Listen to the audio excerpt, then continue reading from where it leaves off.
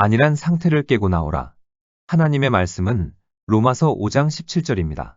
더욱 은혜와 의의 선물을 넘치게 받는 자들은 한 분 예수 그리스도를 통하여 생명 안에서 왕노릇 하리로다. 이 시간에는 안일한 상태를 깨고 나오라는 제목으로 말씀을 묵상하겠습니다. 로마서 5장 17절은 너무나 엄청난 이야기라 현실로 받아들이기가 힘듭니다. 이 메시지는 정말 놀랍습니다. 많은 사람이 이 메시지를 간과해 온 이유가 아마 이 때문일 것입니다. 예수님을 삶의 주인으로 영접한 사람은 모든 삶의 영역을 다스려야 합니다. 하나님의 은혜를 거저 받은 우리는 이 세상에서 모든 역경을 이길 권능을 부여받았습니다. 그러므로 이 땅에서의 삶이 우리를 다스리면 안 됩니다. 우리가 삶을 다스려야 합니다. 예수님이 사회를 변화시키셨던 것처럼 하나님의 은혜의 능력을 통해 우리도 사회를 변화시켜야 합니다. 이것이 우리의 사명입니다. Chapter 1 영이 특별한 사람이 되자. 하나님의 은혜로 생명 안에서 왕노릇 한다는 것이 무슨 뜻인지 좀 더 살펴보겠습니다. 우리는 현 상태를 깨고 나와야 합니다. 삶을 더 이상 매일 오전 9시부터 오후 6시까지 일하고 월급 받고 은퇴하고 그러다 죽어서 하늘나라에 가는 것으로 여기지 말라는 뜻입니다. 이는 애처로운 인생관입니다. 우리는 훨씬 더 많은 것을 위해 창조되었습니다. 하나님은 우리에게 머리가 되고 꼬리가 되지 말며 위에만 있고 아래에 있지 말라고 말씀하셨습니다. 그러므로 우리는 세상에 선한 영향력을 행사하는 사람들이 되어야 합니다. 우리는 삶 속에서 불리한 상황을 딛고 일어서야 할 뿐만 아니라 하나님과 언약을 맺지 않은 사람들보다 뛰어나야 합니다. 무제한 세상 한가운데서 지도력을 발휘해야 합니다. 우리는 사회의 모든 면에서 추종자가 아닌 지도자가 되어야 합니다. 만일 당신이 교사라면 은혜의 선물을 통해 다른 교육자들이 생각하지 못한 새롭고 독창적이고 혁신적인 교육 방법을 고안해내야 합니다. 만일 당신이 의학 분야에 있다면 은혜의 선물로 질병을 치료하는 새롭고 더 효율적인 방법들을 생각해낼 것입니다. 만일 당신이 디자이너라면 하나님의 은혜의 선물을 통해 참신하고 독창적인 디자인을 구상해낼 것입니다. 당신이 트렌드를 정하면 사람들이 따라올 것이며 유행을 창조하는 사람으로 알려질 것입니다. 당신이 정치 분야에 있다면 은혜의 선물을 통해 다른 사람이 해결할 수 없다고 여겼던 사회적 문제들을 해결하는 지혜를 나타낼 것입니다. 만일 당신이 법의 집행 분야에 있다면 당신의 삶에 임한 은혜의 선물로 인해 다른 사람이 모두 힘들어했던 상황을 평화롭게 해결할 것입니다. 사건 해결에 필요한 증거들을 찾아내므로 당신의 통찰력이 얼마나 예리한지 같은 분야에 있는 사람들은 당신을 인정하게 될 것입니다. 당신이 사업가라면 하나님의 은혜의 선물을 통해 시대를 앞서가는 독창적인 상품들과 영업 기법들을 개발해낼 것입니다. 또 당신은 무엇이 수익이 되고 무엇이 안 되는지 감지해내며 언제 사야 하고 언제 팔아야 하는지 잘 압니다. 이것은 고상하고 비현실적인 예들이 아닙니다. 우리에게 주어진 권한의 모델들입니다. 우리는 사회의 각기 다른 분야로 부르심을 받지만 어느 삶의 영역에서든 탁월한 지도력과 책임감을 나타내야 합니다. 다니엘은 창조주 하나님과 친밀하고 지속적인 관계를 유지하며 훈련을 받았습니다. 언제 어디서든 그리스도인이 관여하면 창의성, 생산성, 평온함, 세심함, 독창성이 넘쳐야 합니다. 우리 삶 속에 있는 하나님의 놀라운 은혜를 통해 우리 자신이 어두운 세상 가운데 빛이 되어야 합니다. 하나님의 은혜로 능력을 부여받은 우리는 삶의 모든 영역에서 두각을 나타내야 합니다. 다니엘에 대한 말씀을 주의 깊게 읽어보겠습니다. 다니엘 6장 3절에 다니엘은 마음이 민첩하여 총리들과 고관들 위에 뛰어나므로 왕이 그를 세워 전국을 다스리게 하고자 한지라. 다니엘은 뛰어났습니다. 하나님이 다니엘을 뛰어나게 하셨다고 표현하지 않은 것에 주목해야 합니다. 유진 피터슨의 메시지 성경에서는 다니엘이 다른 사람들을 완전히 압도하는 지도자였다고 표현합니다. 다니엘이 영적 능력과 지적 능력에서 다른 총리들과 비교가 되지 않을 만큼 월등했으므로 왕은 나라 일 전부를 그에게 맡기려고 했다. 어떻게 그럴 수 있었을까요? 하나님과 연결되어 있었기 때문에 다니엘에게는 특출한 재능이 있었습니다.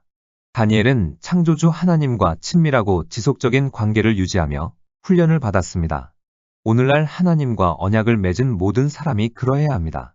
NASB는 다니엘이 뛰어난 영을 갖고 있었기 때문에 두각을 나타내기 시작했다고 번역했습니다. 여기서 특별한이라는 단어는 표준을 넘어서는 공동의 기준을 초과하는 이라는 뜻입니다. 성경에 의하면 다니엘의 마음이나 몸이 특별했던 게 아니라 그의 영이 특별했습니다.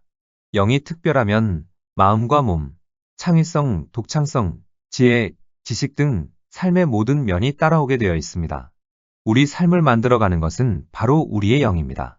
우리에게 은혜가 주어졌다는 것을 진정으로 안다면 믿는 자에게는 능히 하지 못할 일이 없기 때문에 우리에게 한계가 없다는 것을 알 것입니다. 전능하신 하나님과 맺은 언약 때문에 다니엘은 자기가 환경을 다스려야 한다는 사실을 알았습니다. 다음은 간증입니다. 내 친구 벤은 세계에서 가장 큰 자동차 회사의 부회장이었다. 벤이 하루는 저녁 식사를 하면서 나에게 이야기하기를 자기가 부회장이 되기 전에 주요 경쟁사의 최고 엔지니어링 팀에서 일했다고 했다.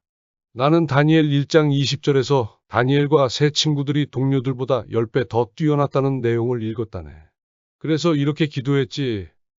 하나님, 다니엘과 그의 친구들이 동료들보다 10배 더 뛰어났고 그들이 옛 언약 아래에 있었다면 은혜의 새 언약 아래에 있는 저는 제 동료들보다 적어도 10배 이상 뛰어나야 합니다. 벤은 계속해서 이야기했다.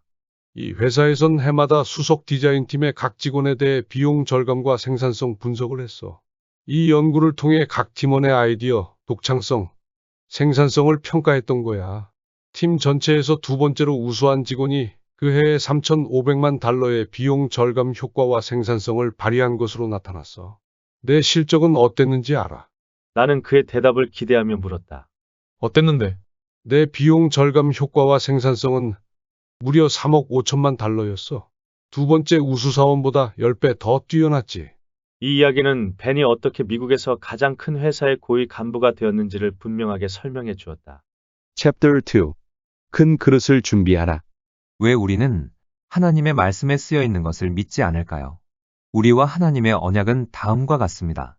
에베소서 3장 20절에 우리 가운데서 역사하시는 능력대로 우리가 구하거나 생각하는 모든 것에 더 넘치도록 능히 하실 이에게 주기적으로 하늘에서 내려오는 능력도 아니고 특별한 사역의 은사를 갖고 있는 사람을 발견함으로써 오는 능력도 아닙니다. 바로 우리 가운데 역사하시는 능력을 따라서입니다. 이 구절의 뒷부분을 특별히 주목해야 합니다. 하나님은 능히 하실 수 있다. 세계의 특정 지역에 심한 기근이 닥쳤다고 상상해 봅시다.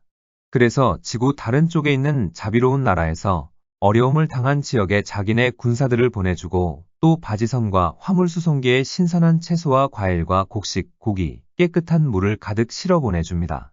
그 군대의 장군이 시민들에게 이렇게 말했습니다. 여러분이 가져가실 수 있을 만큼 양식을 드리겠습니다.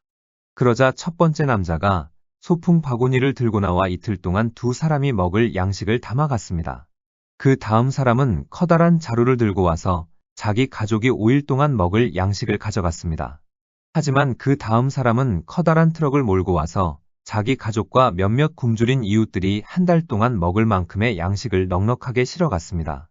소풍 바구니를 가져왔던 사람이 1톤이 넘는 양식을 싣고 자기 집 앞을 지나가는 트럭을 보았습니다. 그는 혼란스러워하며 격분했습니다. 그래서 이웃 사람들에게 또 자기 이야기를 들어주는 모든 사람들에게 불평을 늘어놓았고 급기야 그의 불평은 장군의 귀에까지 들어갔습니다. 그 장군은 불평하는 남자를 불러놓고 말했습니다. 이것 보세요. 우리는 분명히 당신이 가져갈 수 있을 만큼 양식을 줄 수 있다고 말했습니다. 그런데 왜 그렇게 작은 바구니를 가져온 것입니까? 왜 트럭을 몰고 오지 않았나요? 하나님의 은혜에 관하여 그리스도인의 그릇은 무엇일까요? 예배소서 3장 20절에 의하면 그것은 우리가 구하거나 생각할 수 있는 것입니다. 하나님은 이렇게 말씀하십니다. 너희 안에 있는 나의 능력은 내가 어느 그릇을 가져오더라도 넘치도록 채워줄 수 있다. 다시 말해서 우리의 그릇이 우리가 무한한 능력을 얼마나 누릴 것인가를 결정하는 것입니다. 나는 하나님이 우리에게 이렇게 물으신다고 생각합니다. 너는 왜 근근히 먹고 사는 것만 걱정하느냐? 왜 겨우 너와 내 가족만 생각하느냐? 왜 내가 내 안에 둔 잠재력을 모두 발휘하지 않고 다니엘처럼 내 주변의 모든 사람에게 중요한 영향을 미치지 않느냐? 사도 바울이 믿는 우리 안에 또 우리를 위해 베푸신 하나님의 능력이 헤아릴 수 없고 무한하고 지극히 크다는 것을 우리가 알고 깨닫기를 간절히 기도하는 이유가 이것입니다. 사도 바울이 선택한 단어들을 유심히 살펴볼 필요가 있습니다. 헤아릴 수 없고 무한하고 지극히 크다는 것입니다.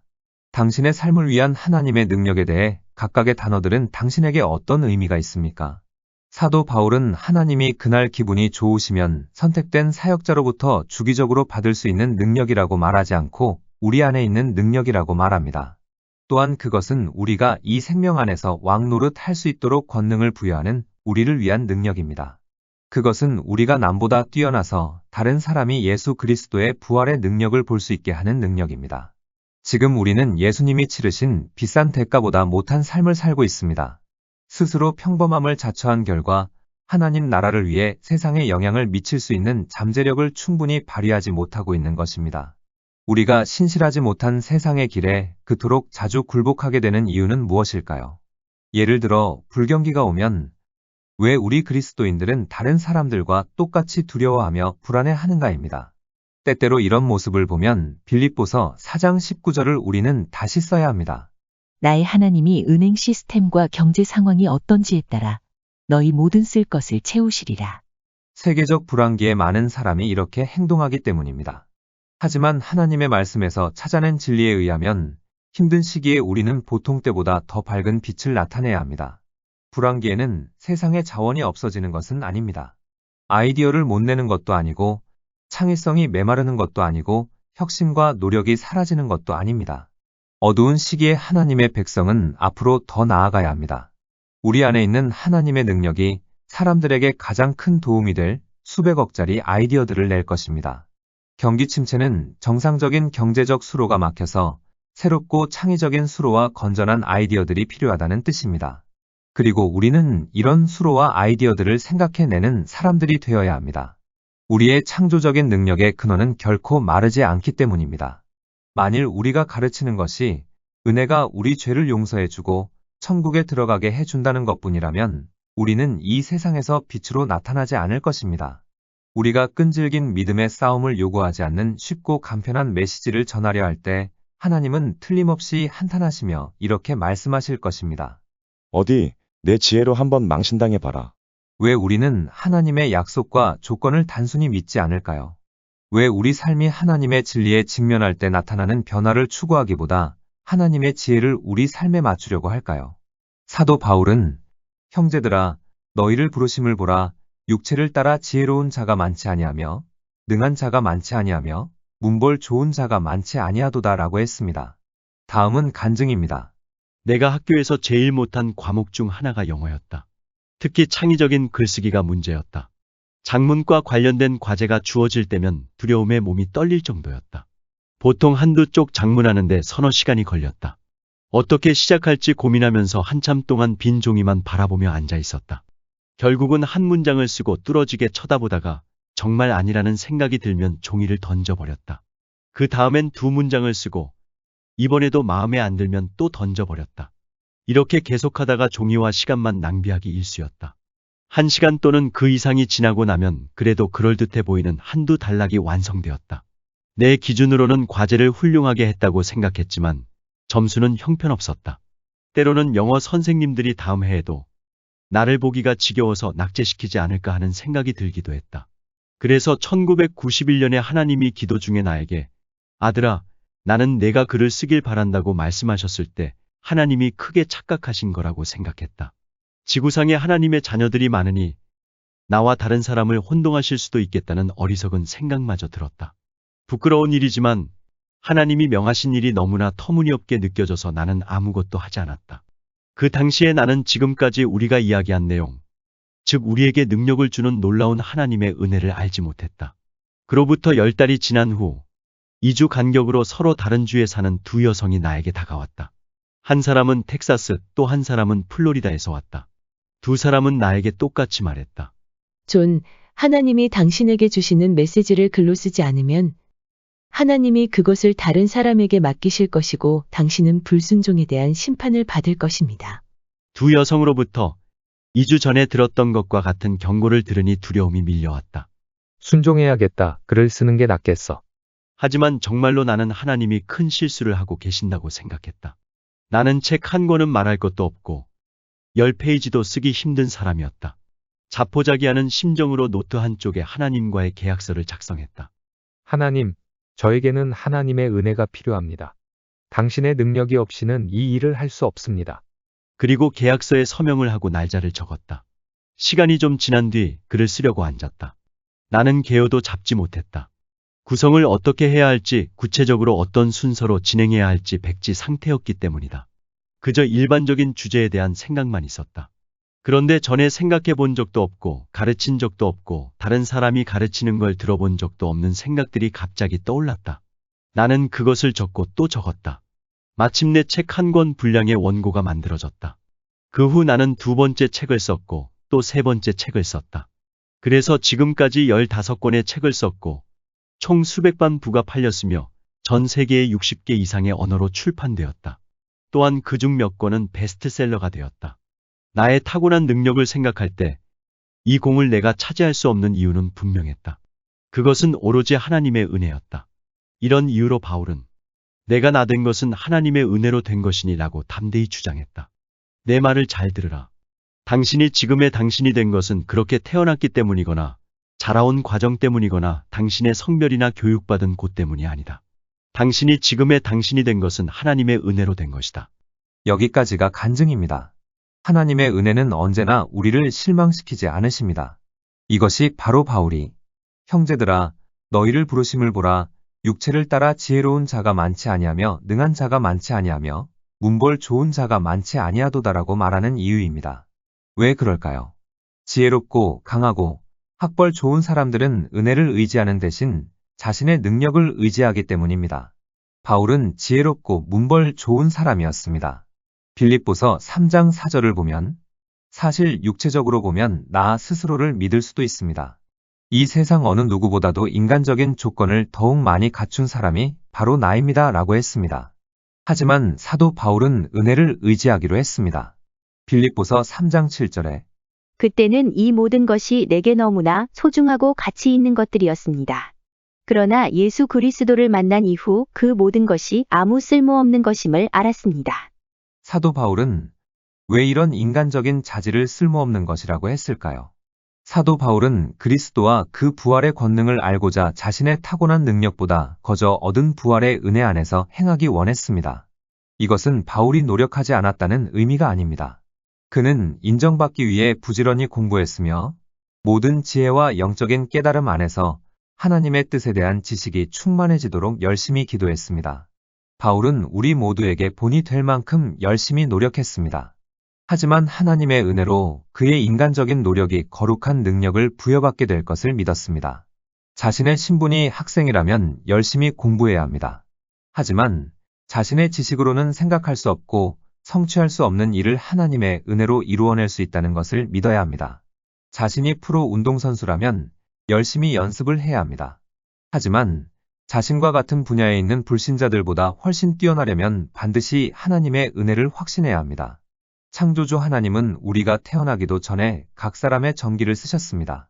시편 139편 16절에 내 형질이 이루어지기 전에 주의 눈이 보셨으며 나를 위하여 정한 날이 하루도 되기 전에 주의 책에 다 기록이 되었나이다. 우리는 그 누구도 자신의 힘으로는 하나님이 쓰신 정기를 완성할 수 없습니다. 만일 하나님이 자신의 정기를 우리의 힘으로 완성할 수 있도록 만드셨다면 그 영광을 우리와 함께 나누셔야 할 것입니다. 그런데 하나님은 그렇게 하지 않으십니다. 이사야 42장 8절에 나는 내 영광을 다른 자에게 내 찬송을 우상에게 주지 아니하리라. 하나님은 우리가 인생을 살아가는 동안 자신의 타고난 능력으로는 살 수 없도록 하셔서 하나님의 은혜에 의존할 수밖에 없게 만드셨습니다. 이렇게 함으로써 하나님이 모든 영광을 받으십니다.